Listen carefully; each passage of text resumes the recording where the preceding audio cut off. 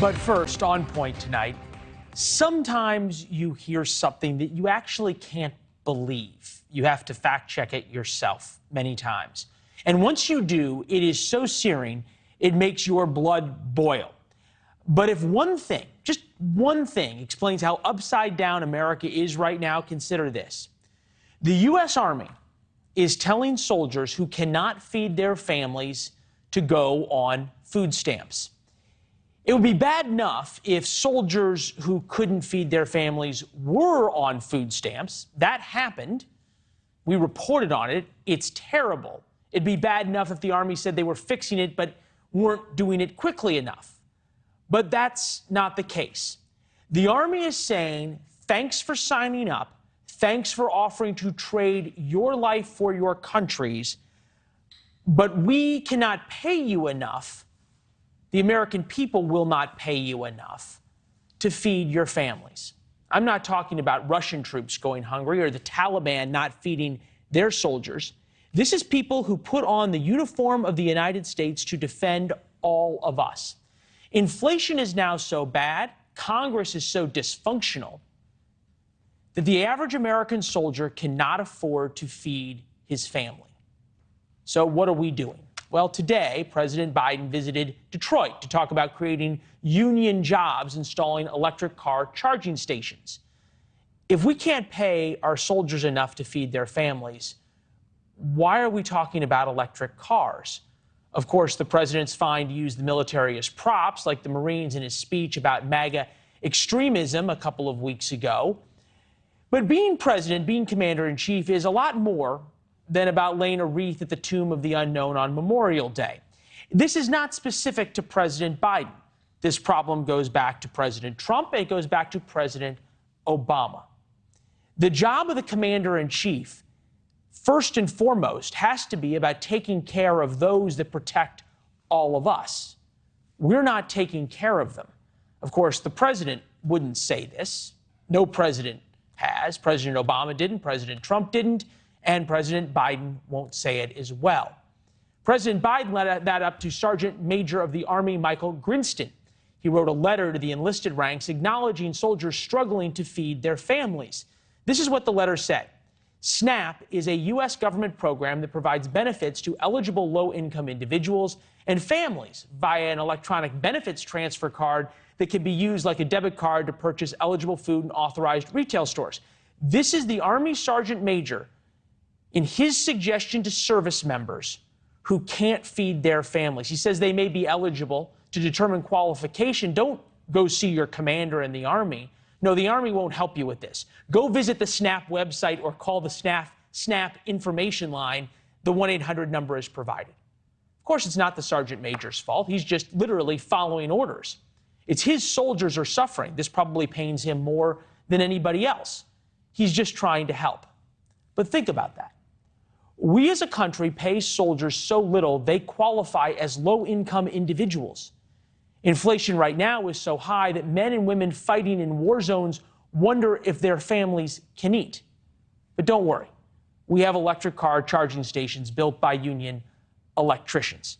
Think about this. There are right now people wearing the U.S. uniform, wearing the American flag, delivering weapons, say, to Ukraine. Americans are giving billions of dollars of weapons to Ukraine. The soldiers who are delivering them are worried about putting food on the table for their family. As we said, presidents of both parties don't care much about military pay. Their domestic priorities are more important than dealing with soldiers' pay. Although it's now becoming a bigger problem because we can't recruit soldiers into the military. Literally, it's the worst it's been since Vietnam. Nobody is volunteering. We should not wonder why. Who in their right mind would risk their life for a job where leadership tells you to go on food stamps? It is, of course, a testament to our soldiers that they do it anyway. That's patriotism. But we are not repaying their bravery. We are literally sending them to food pantries and then off to war. There's words for that: betrayal, disgrace. You fill them in. That's on point tonight. Charles Williams here, more than 30 years as a naval officer, retired as an admiral from the Navy, and now helps families at the Armed Forces YMCA. Admiral, we're glad to have you. Am I overstating the problem here? Well, I'm not sure about that, Leland, but first and foremost, I want to thank you for having me here tonight and giving us the opportunity to talk about this very important subject. I think, Armed Services YMCA has been at the forefront of working through and toward food security, food support for our military families for several years. I would tell you that in the last 3 years during COVID, or since COVID started, we've delivered almost 4 million pounds of food to about 75,000 families through 22 delivery sites on 53 different military installations, and we continue to do Admiral, that. there's no question you guys are doing the Lord's work, and we had Admiral French on, the leader of your organization, when this first happened, when the story was members of the Army and the armed services on food stamps, which we thought was a problem. And you look at the income of an Army soldier. Private E1, $22,000. Private first class, $26,000.